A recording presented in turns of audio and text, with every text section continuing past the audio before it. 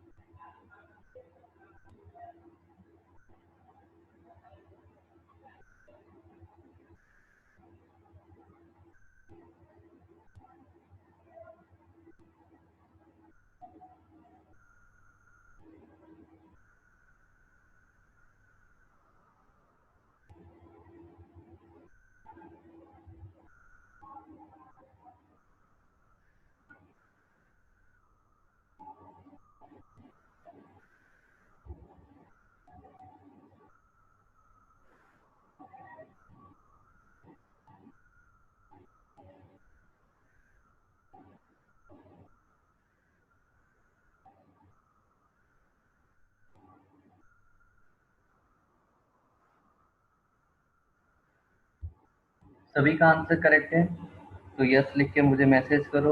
यदि किसी क्वेश्चन में डाउट है तो बताइए।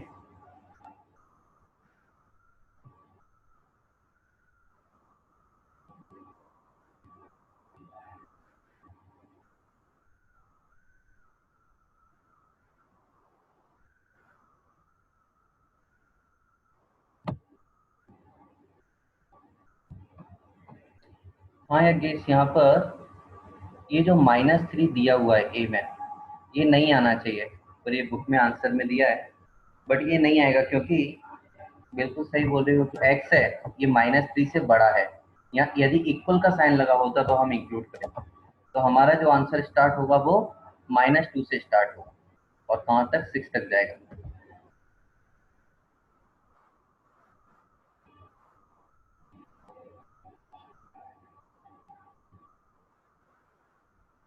अच्छा, अब मैं आप सबको दिखाता हूँ फोस्टर फॉर्म के कुछ क्वेश्चन दिखाता हूँ, जिसको हमें सेट बिल्डर फॉर्म में लिखना है।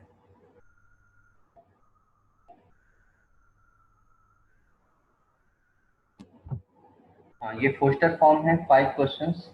इन सभी को सेट बिल्डर फॉर्म में रिप्रेजेंट करना है। ट्राई कीजिए अपनी लैंग्वेज में किस तरह आप इसको रिप्रेजेंट करोगे सेट बिल्डर फॉर्म में।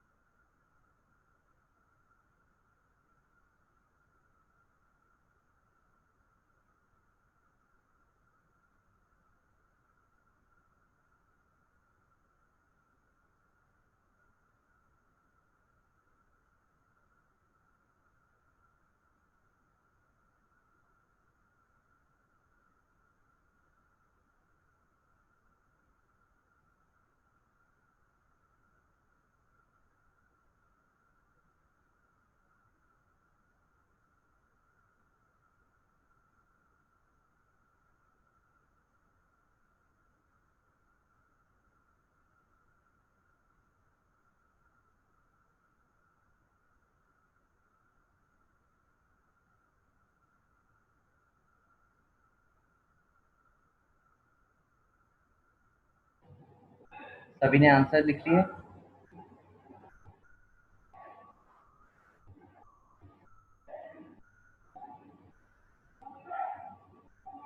ऐसे मैं आंसर दिखाता हूँ सभी को, ध्यान से देखो। ये आंसर्स हैं जो बुक में गिवन है। आप लोगों ने लिखा होगा वो भी सही होगा, ये भी सही है। तो चेक कर लो किसी में कोई डाउट है किसी आंसर में, जिसको हम डिस्कस करें डिटेल में।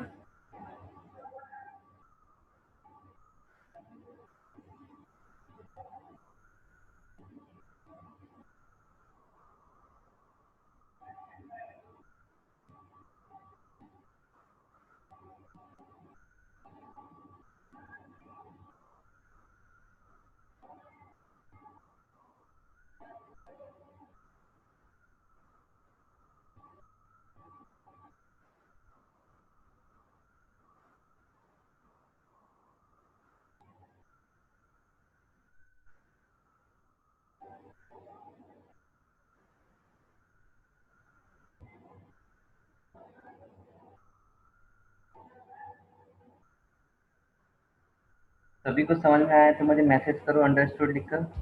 कोई डाउट है तो वो बताओ इसमें किसी में।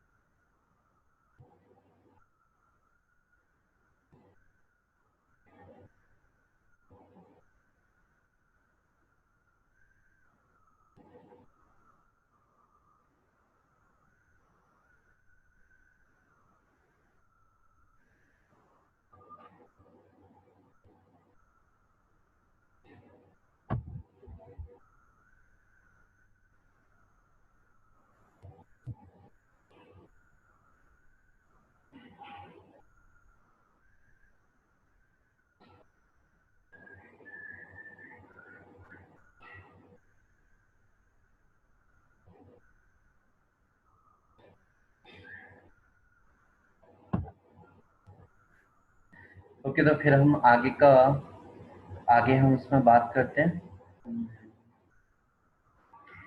अगेन कुछ सेट बिल्डर फॉर्म गिवन है और उसको रोस्टर फॉर्म में लिखना है। इसको और जल्दी से सॉल्व कर दीजिए, मैं दिखाता हूँ सारे क्वेश्चन। ये सब।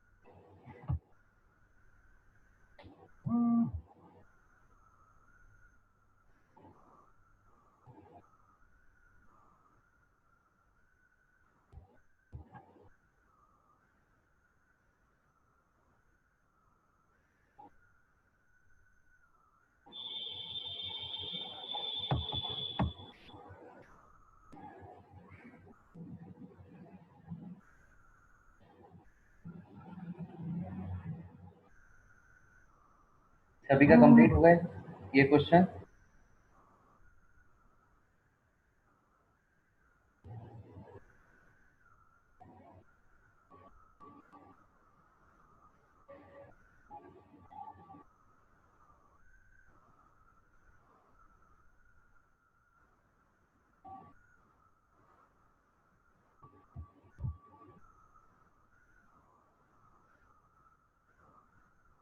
आंसर मैच कीजिए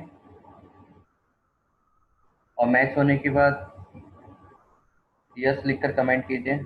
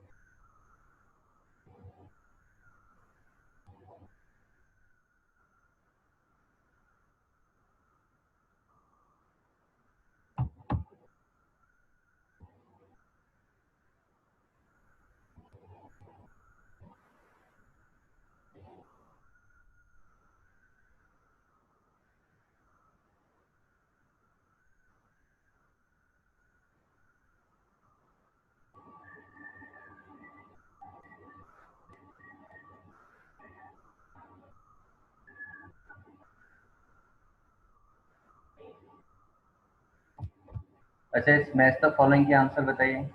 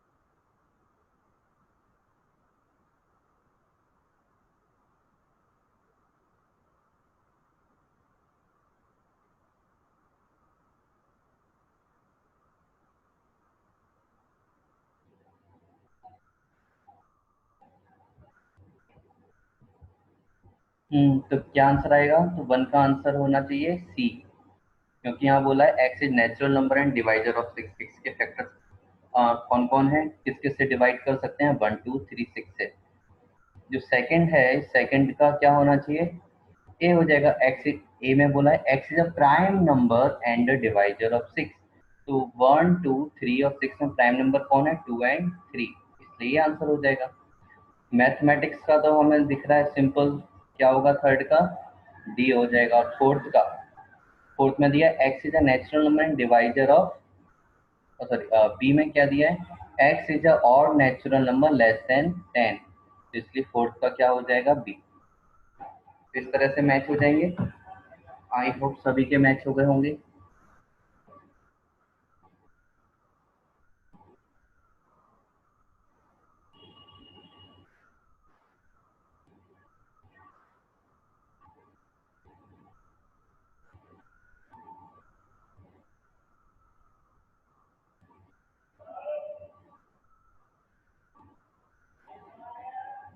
ओके, अब हम एक सेट के बारे में जानते हैं।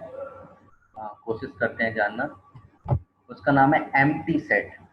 ये एम्प्टी सेट क्या होता है? एक ऐसा सेट जिसमें कोई भी एलिमेंट नहीं है।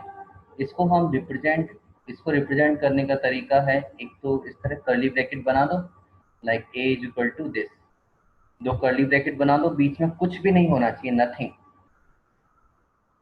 और एक और तरीका है इसको रिप्रेजेंट करने का, x इज इक्वल टू, ये सिंबल बना दो, इस सिंबल का नाम होता है फाई, PHI, इसका नाम क्या होता है, फाई। अब यदि कोई ऐसा बोले कि a is equal to curly bracket ये, तो क्या ये एम्प्टी सेट है?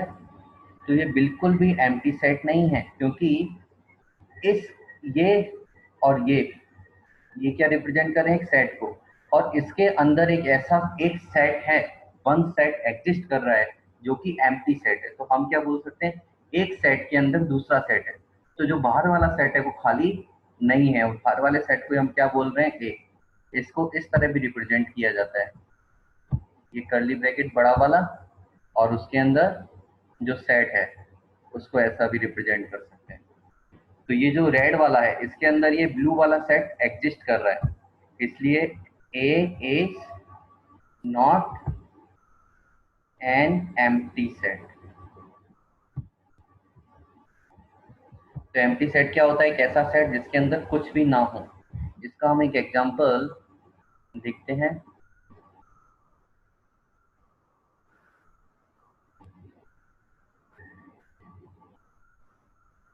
ये एक एग्जांपल है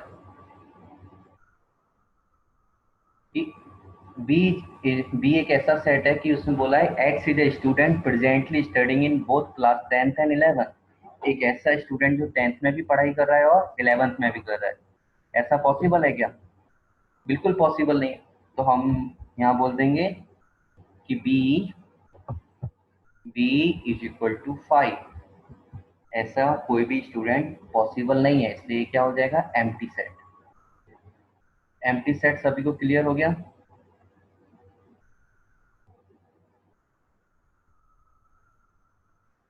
कुछ और टर्म देखते हैं हम।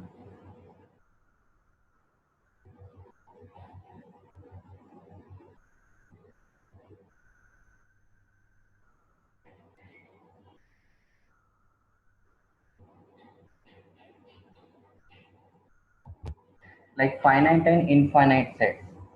तो फाइनाइट मतलब फिक्स नंबर, फाइनाइट मतलब फिक्स नंबर, इनफाइनाइट मतलब इन्फिनिटी, जिसको हम बोलते हैं कोई एंड नहीं होगा। तो ए जो है ये क्या हो गया, फाइनाइट सेट। बी है ये भी क्या हो गया, फाइनाइट सेट, क्योंकि इसमें लिमिटेशन है।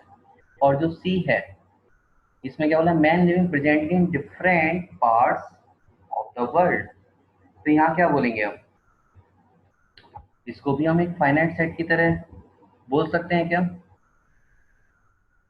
हाँ, जो नंबर ऑफ पॉपुलेशन है वो तो क्या है, लिमिटेड है ना, हम उसको काउंट कर सकते हैं, तो इसको भी क्या बोलेंगे हम, फाइनाइट सेट।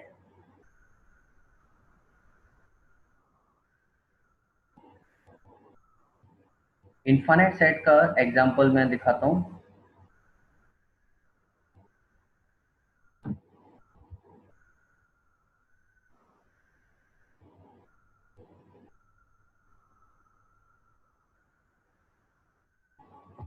ये इनफाइनाइट सेट के एग्जांपल है।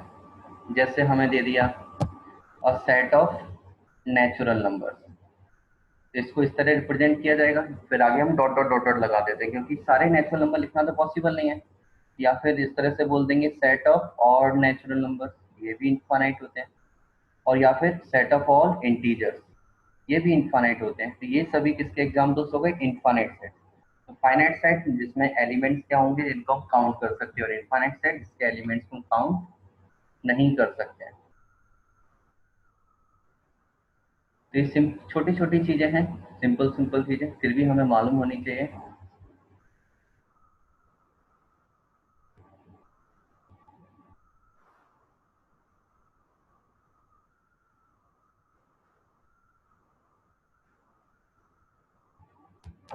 अच्छा, इसमें बताइए 5 सेट हमें गिवन है, कौन फाइनाइट है और कौन इनफाइनाइट, ये आप मुझे बताइए।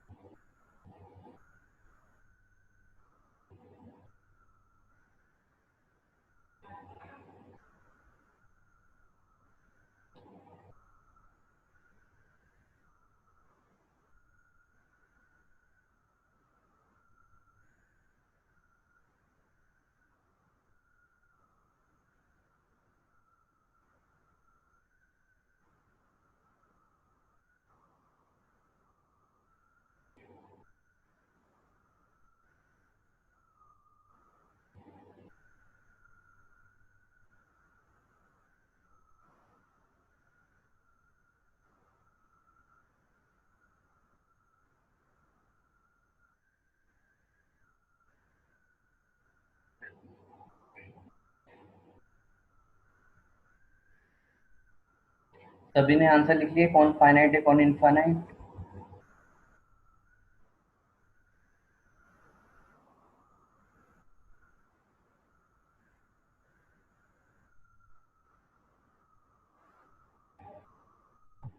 चेक कीजिए आंसर्स।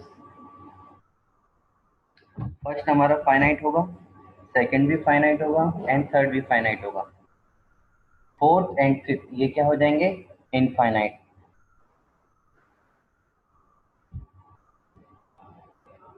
किसी को कोई डाउट इसमें कि प्राइम नंबर है वो भी इनफाइनाइट होते हैं और जो ऑड नेचुरल नंबर है वो भी इनफाइनाइट होते हैं?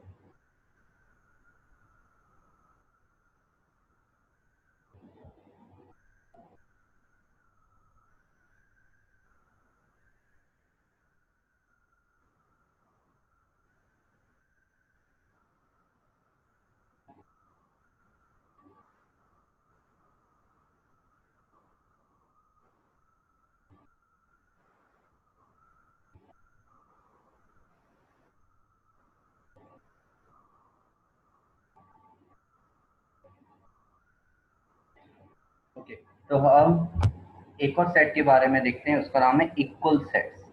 इक्वल सेट मतलब क्या? नाम से समझ में आ रहा है कि दोनों दो सेट क्या होने चाहिए? इक्वल होने चाहिए। तो उसमें इक्वल में क्या होना चाहिए? दो चीजें। फर्स्ट, कि जो नंबर ऑफ एलिमेंट हैं, नंबर ऑफ एलिमेंट क्या होने चाहिए? सेम होने चाहिए। एंड सेकेंड, वो एलिमेंट्स की जो वैल्यू है वो भी सेम होनी चाहिए। लाइक दिस, सेट ए हमें क्या दिया है? 1 2 3 4, और बी क्या दिया है? 3 1 4 2। तो हाँ, ये ए और बी दोनों सेम है, बस पोजीशन इनकी आगे पीछे कर दी है ना 1 2 3 4 की। दोनों में 4 एलिमेंट है, और जो टोटल एलिमेंट्स हैं, जिस वन ए में जो जो लाई कर रहा है, कौन कौन लाई कर रहा है? 1 2 3 एंड 4। सेम एलिमेंट बी में भी लाई कर रहे हैं, 1 2 3 एंड 4, बस आगे पीछे लिख दिए। तो इस तरह से टू सेट्स को हम इक्वल बोल सकते हैं। कब? नंबर वन, फर्स्ट कंडीशन क्या है कि उसमें नंबर ऑफ एलिमेंट सेम होने चाहिए, सेकंड एलिमेंट्स की वैल्यू भी सेम होनी चाहिए।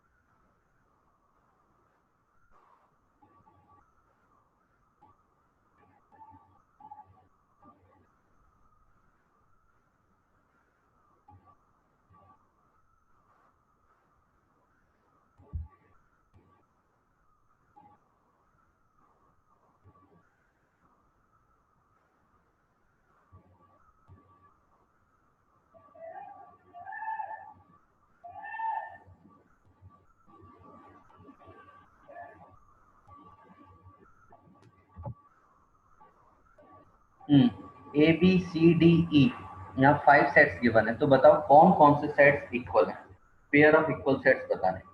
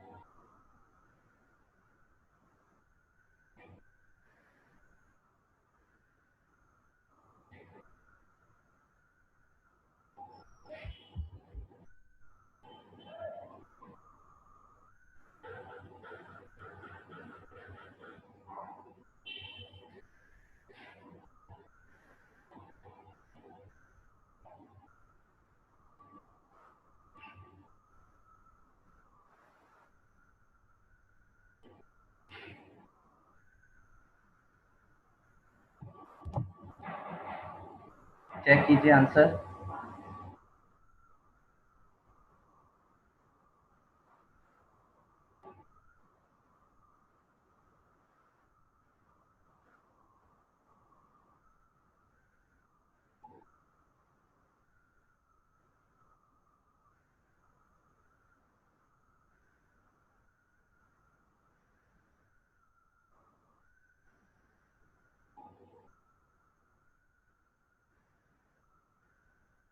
तो हमें यहाँ से दिख रहा है सी और ई क्या होंगे, इक्वल सेट्स होंगे।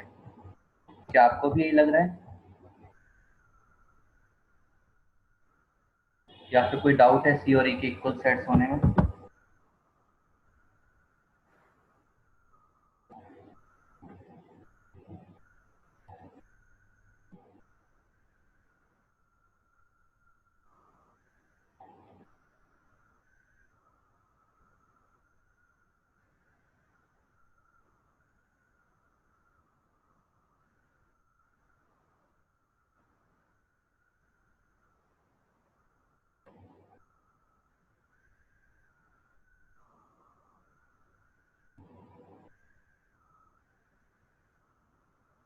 देखो यहाँ पर क्या है, ए में हमने देखा ए में एलिमेंट कौन सा है, 0 है। ओके, बी के एलिमेंट यदि हम चेक करें रोस्टर फॉर्म में लिखो तो बी में क्या बोला है कि एक्स की ऐसी वैल्यू जो 15 से बड़ी और 5 से छोटी हो। ऐसा तो कुछ पॉसिबल ही नहीं है, तो बी तो क्या हो गया, एक एम्प्टी सेट हो गया। तो ए और बी तो इक्वल हो नहीं सकते, ए में एक एलिमेंट है जिसकी वैल्यू क्या है, 0। तो A is not equal to B, ये तो क्लियर हो गया।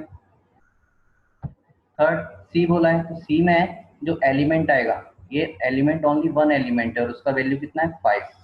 डी में 2 एलिमेंट्स आएंगे, 5 और -5। और ई में जो एलिमेंट आएगा तो इसके लिए क्या करना पड़ेगा, इसको पहले सॉल्व करना पड़ेगा, फैक्टराइज। इसको फैक्टराइज करेंगे तो फैक्टराइज में मल्टीप्लीकेशन क्या आना चाहिए, 5। इसको फैक्टराइज करेंगे तो कितना आएगा, x-5 and sorry x-5 into x+3 is equal to 0। तो x की 2 वैल्यू जाएंगी -3 और 5, पर इन्होंने पहले ही बोला है इंटीग्रल पॉजिटिव रूट चाहिए, तो -3 को हटा देंगे तो ओनली क्या बचा, 5। तो ई में सेट में भी ओनली क्या एलिमेंट आएगा, 5। सी और ई में ओनली वन एलिमेंट है और दोनों की वैल्यू सेम है, इसलिए हम बोलेंगे कि सी एंड डी दोनों क्या है, इक्वल सेट्स हैं। क्लियर है, समझ में आया क्यों सी और ई इक्वल सेट्स हैं? कोई प्रॉब्लम?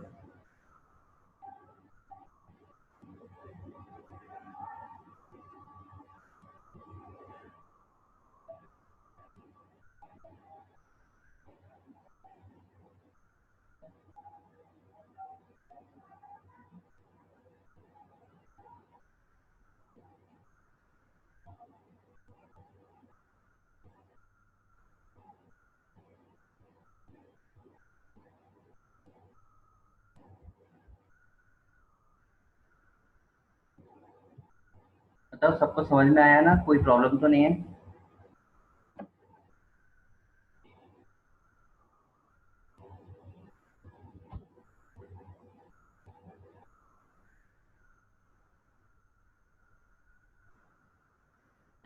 ठीक है, तो आज हम यहीं तक करते हैं।